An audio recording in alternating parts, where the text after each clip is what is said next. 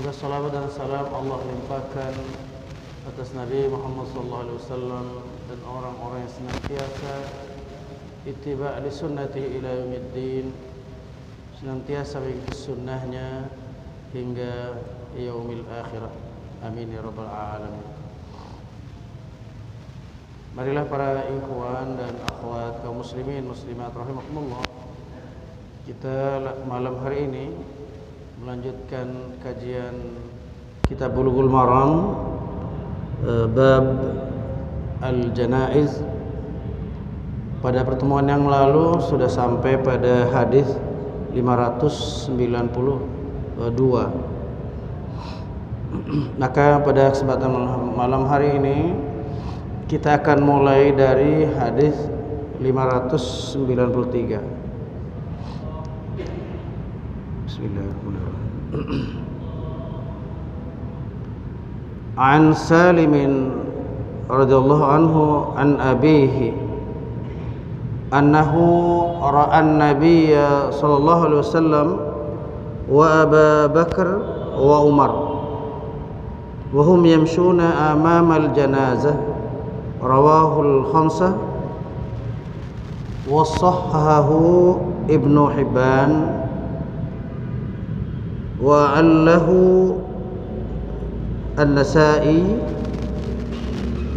wa ta'ifah bil irsal. Dari Salim radhiyallahu anhu, dari bapaknya, bahwasanya dia, yaitu Salim, melihat Nabi SAW dan Abu Bakar serta Umar berjalan di hadapan jenazah. Diriwayatkan dia oleh 5 ahli hadis dan disahihkan dia oleh Ibnu Hibban dan diiklalkan dia oleh Nasa'i dan satu golongan dengan sebab kemursalannya. Para ikhwan dan akhwat rahimakumullah, tentang hadis ini adalah terkait dengan kebolehan melintas atau melewati di depan jenazah, di depan mayat, tentu baik yang masih dalam keadaan belum dikafani ataupun sudah dikafani, karena memang tidak disebutkan jenazah ini apakah sudah akan disolatkan ataukah belum. Masih sifatnya melewati jenazah saja, bersifat umum. Kemudian kita lanjutkan pada hadis yang ke-594.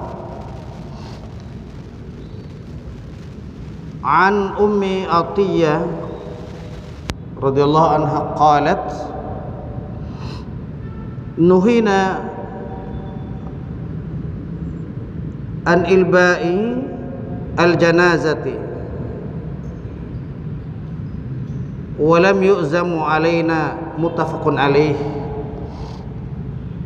Dari Ummi Atiyah, dia berkata, kami dilarang dari mengikuti atau mengiringi jenazah, tetapi tidak dikeraskan atas kami.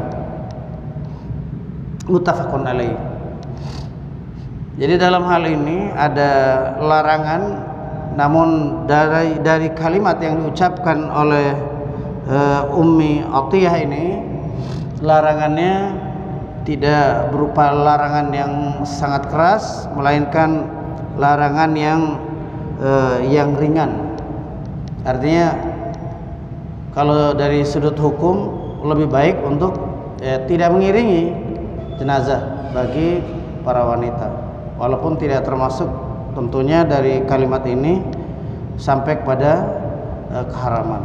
Tapi kita lihat bagaimana syarah daripada ulama ataupun yang mensyarahkan hadis ini. Kita sampai pada keterangan atau syarahnya. Yang pertama, larangan Rasulullah SAW akan perempuan yang mengiringi jenazah itu sudah terang menurut hadis ini dan yang lainnya. Ya, faham daripada Ummu Atiyah tentang keras tidaknya larangan itu belum tentu betul. Ini menurut yang disyarahkan oleh yang menyusun kitab ini. Kemudian yang kedua, ada orang yang meriwayatkan bahwa ketika di satu jenazah Umar melihat seorang perempuan lalu ia berteriak. Maka Rasulullah SAW bersabda, biarlah wahai Umar. Tetapi ini belum jelas ya cerita tentang ini.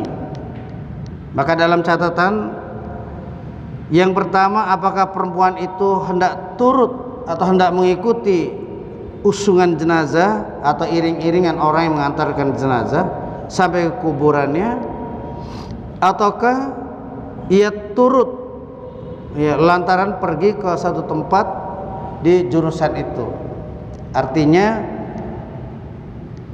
berjalan bersama dengan iring-iringan ataupun orang-orang yang mengusung jenazah seperti itu. Jadi ada dua kemungkinan.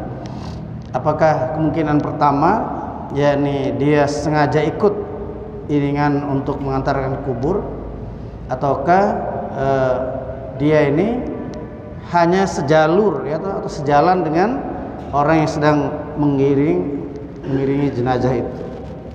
Kemudian yang kedua, teguran Umar bin Khattab itu menunjukkan memang sudah ada larangan bagi perempuan mengikuti jenazah.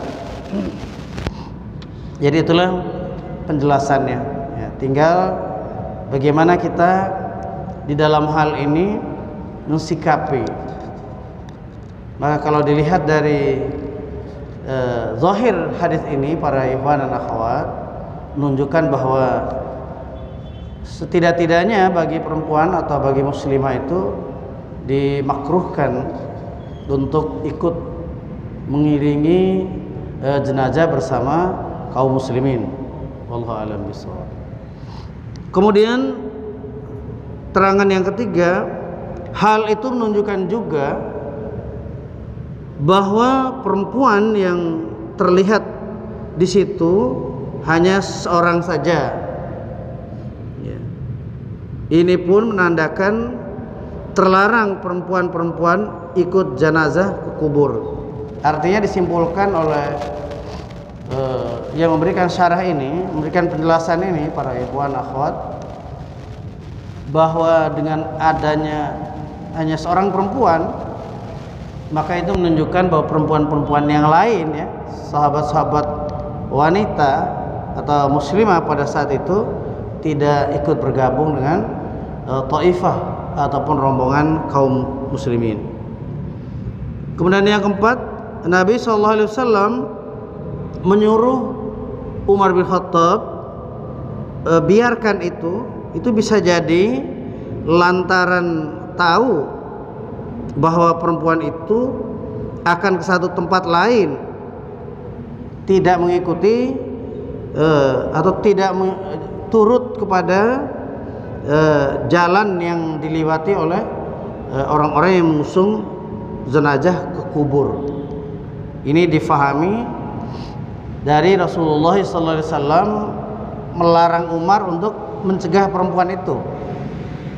Ini perkiraan atau yang diduga oleh pensyarah ini tentang adanya hadis yang melarang perempuan untuk ikut iring-iringan pengantar jenazah, dengan adanya di satu kesempatan Umar bin Khattab melihat seorang perempuan berdiri dikatakanlah di sekitaran taifah kaum laki-laki tersebut, sehingga bisa diduga bahwasanya Rasulullah SAW melarang Umar menegur ini karena berbeda maksud. Taifah kaum muslimin akan mengantarkan jenazah ke kuburan, sementara seorang muslimah ini dia akan berjalan ke tempat lain tetapi melewati jalur ataupun jalan yang sama. Demikian. Para ikhwan dan akhwat rahimakumullah. Kemudian kita lanjutkan pada hadis nomor 595.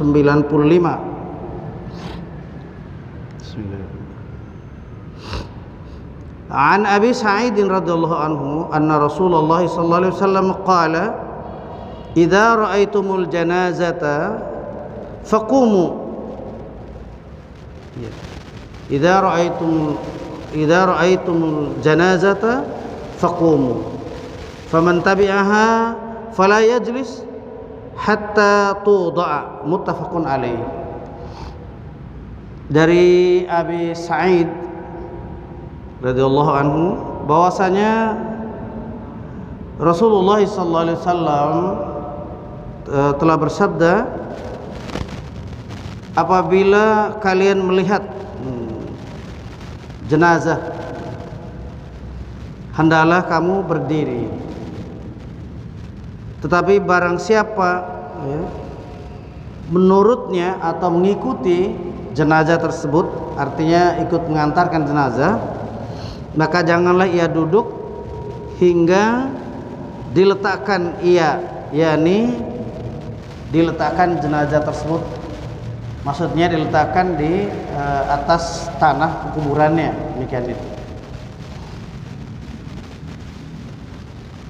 Terkait dengan berdiri pada saat melihat jenazah ini, pernah suatu waktu Rasulullah SAW berdiri ketika melihat jenazah diusung. Ternyata jenazah tersebut adalah jenazah orang Yahudi. Para sahabat menegur Rasulullah SAW, "Wahai Rasulullah, itu yang diusung orang itu jenazah Yahudi." Tapi Rasulullah SAW mengatakan, tidak apa-apa kita berdiri jenazah Yahudi pun karena menghormati jasad manusianya, seperti itu. Nanti insyaallah kita akan jumpai hadis. Kemudian hadis yang ke-596. An Abi Ishaq radhiyallahu anhu anna Abdullah ibn Yazid adkhala al-mayyita min qabli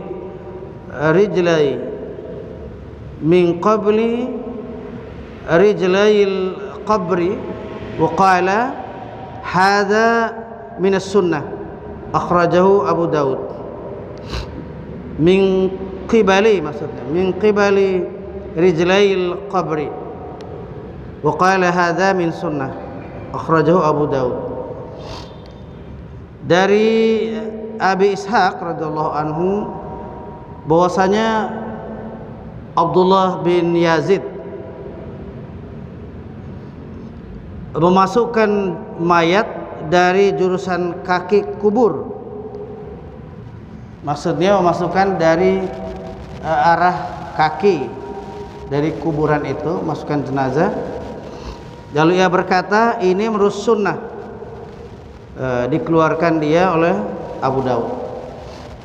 Jadi misalkan posisi seperti ini posisi utara selatan ya para ikhwan. Misalkan ini sebuah kuburan, jenazah adalah diletakkan di arah kakinya ini, kepalanya dimasukkan dari arah kaki. Jadi dimasukkan kalau di tempat kita ya tentu arah ke utara kan gitu ya. Nah, ini kakinya di arah selatan. Jadi kalau diibaratkan seperti kotak ini kepalanya, ini kakinya, jadi dimasukkan dari sini. Dimasukkan dari sini. Itu maksudnya dimasukkan dari arah kaki. Jadi bukan dimasukkan dari samping seperti ini jenazah itu. Bukan dimasukkan dari samping, melintang dari samping, tidak. Melainkan kepala dimasukkan dari arah kakinya ini, dari arah kaki sebelah sini. Jadi seperti itu yang disunahkan oleh Rasulullah sallallahu alaihi wasallam. Kemudian hadis yang ke-597, An Ibni Umar radhiyallahu anhuma an Nabi sallallahu alaihi wasallam qala idza wada'tum mautakum fil qubur faqulu bismillahi wa ala millati Rasulillah. Akhrajahu Ahmad wa Abu Dawud wa Nasa'i wa sahahu Ibnu Hibban wa allahu ad-Daraqutni bil waqfi. Dari Ibnu Umar, dari Nabi sallallahu alaihi wasallam bersabda, apabila kalian letakkan mayit-mayit kamu di dalam kubur, hendaklah kalian menyebutkan atau mengucapkan bismillahi wa ala millati Rasulillah, yang artinya dengan nama Allah dan atas agama Rasulullah sallallahu alaihi wasallam. Maaf, saya minum sebentar ya.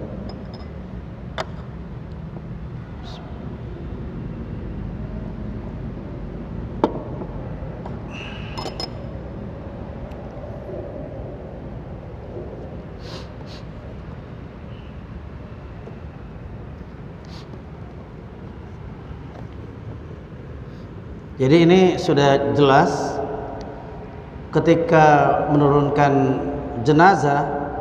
Yang pertama tadi hadisnya adalah dari arah kaki, dimasukkan kepala terlebih dahulu tentunya dari arah kaki, seraya mengucapkan bismillahi wa ala millati Rasulillah.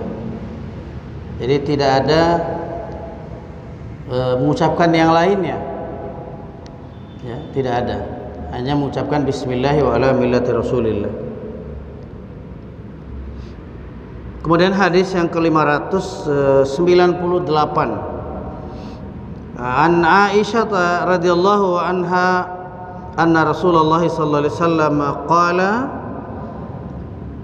kasru azmil mayyiti ka kasrihi hayyan, rawahu Abu Dawud bi isnadin ala syarti Muslim. Dari Aisyah radhiyallahu anha bahwasanya Rasulullah sallallahu alaihi wasallam telah bersabda, memecahkan tulang satu mayit atau mematahkan tulang mayit sama seperti mematahkan atau memecahkannya di waktu ia hidup. Diriwayatkan dia oleh Abu Dawud dengan isnad menurut syarat Muslim. Para ikhwan dan akhwat rahimakumullah, hadis ini memberikan ilmu bagi kita bahwasanya ini terkait dengan perlakuan terhadap mayit, baik itu dimulai dari memandikannya, kemudian mengkafankannya, ya, memikulnya atau mengusungnya, ya, membawanya ke kuburan, ya, meletakkan jenazahnya, semuanya harus dilakukan dengan hati-hati agar jangan sampai jenazah tersebut terjatuh, ya, atau tertiban sesuatu dan lain sebagainya.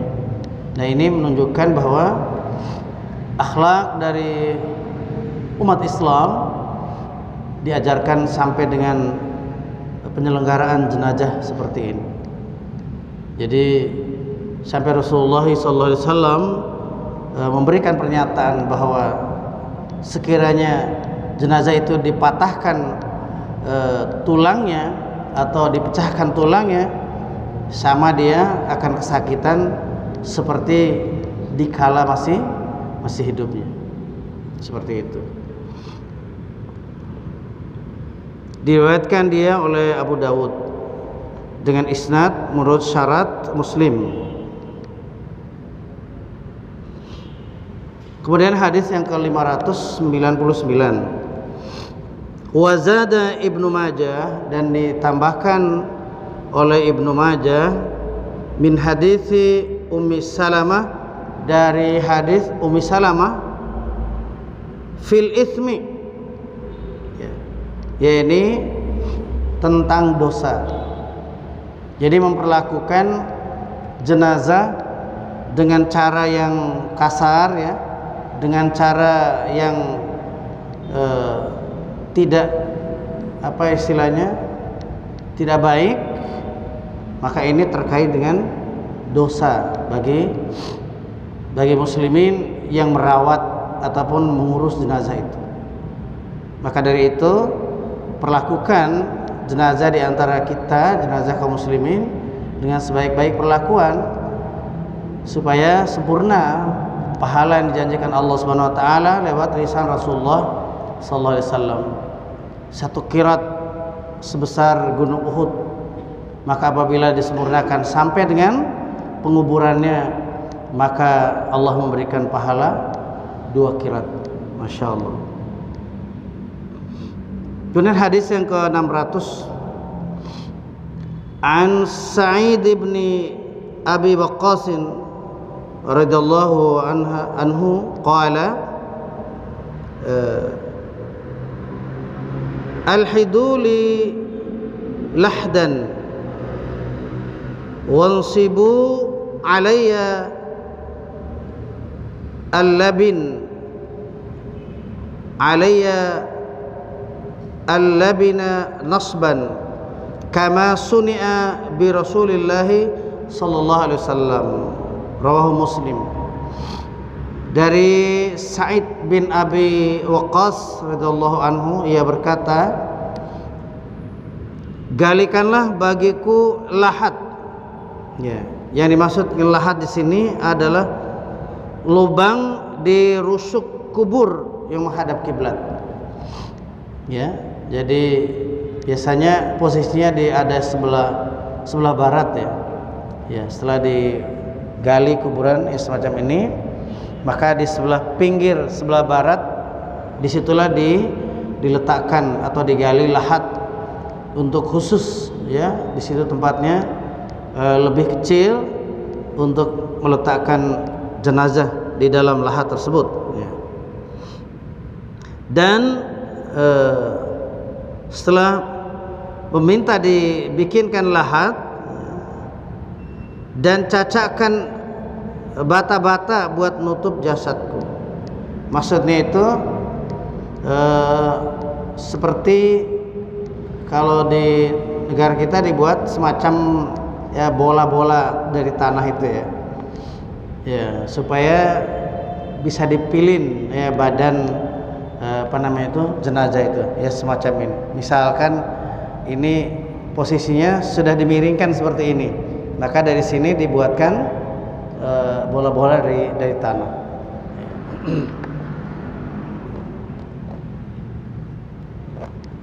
Kalau yang dimaksudkan di sini bikinkan macam bata, kita sudah tahu bentuk bata itu, ya seperti halnya batu bata sekarang. Dan memang dari dulu kiranya labin namanya itu. Labin itu sudah dikenal oleh, katakanlah, nenek moyang kita, terbuat dari tanah liat, ya, kemudian dicetak sedemikian rupa sehingga berbentuk seperti bata yang kita lihat sekarang ini dan dibakar tentunya. Nah, ya, yang dimaksudkan di sini adalah bata yang hanya dicetak, dikeraskan, tidak dibakar, karena biar dia bisa hancur dalam tanah nanti, ya kan? Sebab kalau diberikan batu atau bata yang keras, maka dia tidak bisa larut, ya, tidak bisa terurai tanah yang sudah dibakar itu di dalam lahat atau di dalam kuburan itu.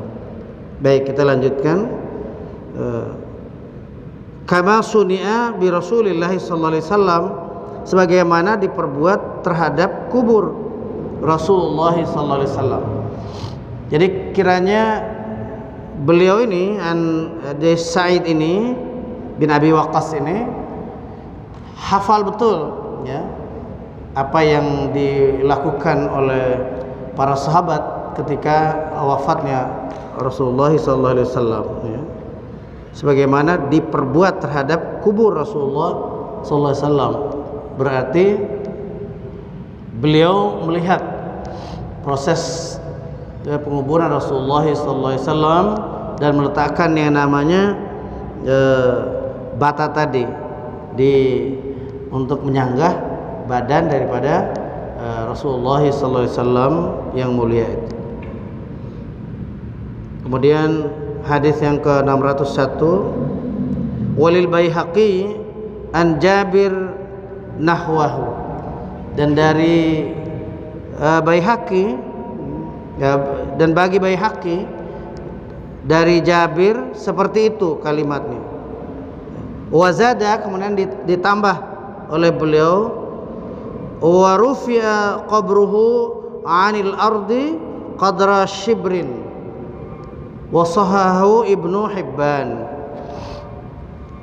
Selain daripada itu yang beliau tambahkan tadi itu, dan ditinggikan ya, ditinggikan kuburnya, tanah kuburan itu boleh ditinggikan dari bumi ya, lebih dari tanah yang datar itu sekedar sejengkal saja ya. Hal ini disahkan dia oleh Ibnu Hibban. Jadi tidak boleh berlebih-lebihan di dalam meninggikan kuburan tadi ya, membina tanah di atas kuburan, hanya diperkirakan sejengkal saja dari tanah yang asli tadi itu. Berapa menit lagi?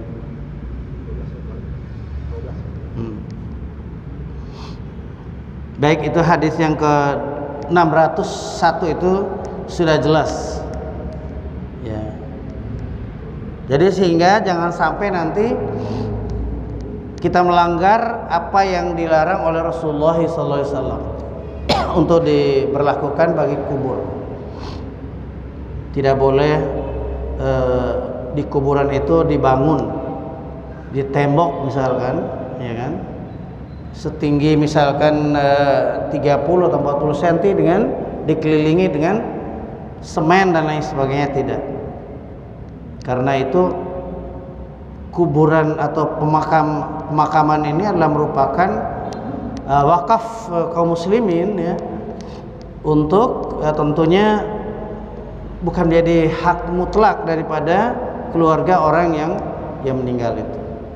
Dan meskipun tanah itu adalah tanah bagi keluarga yang meninggal, Rasulullah SAW telah tetap memperingatkan agar jangan membangun bangunan di atas kuburan, baik dalam bentuk ya bangunan mengelilingi kuburan itu, apakah setengah meter atau 40 cm dengan kokoh, dengan kuat, bukan dibina dari tanah saja. Itu diingatkan, dilarang oleh Rasulullah SAW. Apalagi membangun di atasnya berbentuk misalnya seperti rumah misalkan yang sengaja dibuat, yang nanti apabila ada orang yang datang ziarah untuk tempat duduknya sekalian yang ada di dalam itu. Nah, ini dilarang. Karena itu kelakuan atau perbuatan ahli-ahli kitab yang tersesat pada masa itu. Ya, demikian para ikhwan dan akhwat rahimakumullah. Kemudian hadis yang ke 602, wali Muslim anhu, dan dari Imam Muslim, bagi Imam Muslim, anhu, daripadanya, naha Rasulullah sallallahu alaihi wasallam ay yujassasa al-qabru wa ayyuq'ada alaihi wa ayyubna alaihi. Nah ini Rasulullah sallallahu alaihi wasallam telah melarang mengapur kubur. Ya, kubur dicat, ya, dikapur, ya. Ya. Dicat dengan kapur maksudnya. Kayak zaman dulu kita pagar-pagar di rumah, ya, di halaman rumah zaman dulu itu suka diberi cat dengan kapur dulu. Nah, seperti itu. Dilarang, itu yang pertama. Dan dilarang pula di kubur itu ayyuq'ad alaihi, mendudukinya. Tentu kita mafhum di sini bahwa yang dimaksud duduk sini ada duduk sifatnya duduk biasa, ada juga secara sengaja orang duduk, ya, untuk apa namanya itu, melakukan hal-hal semacam peribadatan di atas kuburan itu. Nah, yang sudah dibaguskan tadi dan dicat tadi itu. Nah, wa ayyubna alaihi, dan dilarang pula oleh Rasulullah SAW untuk membina atasnya. Nah, itu yang kami maksudkan tadi yang pertama, bahwa membina bukan sekedar meninggikan tanah sejengkal di atas kuburan, tidak, melainkan memang sengaja dibina, dibikin keliling kuburan itu dengan menyusun bata-bata ataupun semen yang seperti sekarang ini dapat kita saksikan. Ada yang dibuat macam apa ya istilahnya, ya seperti itu, keramik-keramik itu, ya, untuk merapikan, tidak terlihat bentuk semennya lagi, sehingga nampak warna hijau, warna biru, ataupun warna apa yang dipilih oleh orang untuk membuat keramik untuk membina kuburan itu. Jadi karena waktu, para ikhwan dan akhwat, kita sampai batasi pada hadis yang ke 602, ya. Jadi demikianlah kajian kita pada malam hari ini, mudah-mudahan bermanfaat bagi kita semuanya. Hadanallahu iyyakum ajma'in ala faminkum. Wassalamualaikum warahmatullahi wabarakatuh. Subhanakallahumma bihamdika asyhadu an la ilaha illa anta astaghfiruka wa atubu ilaik.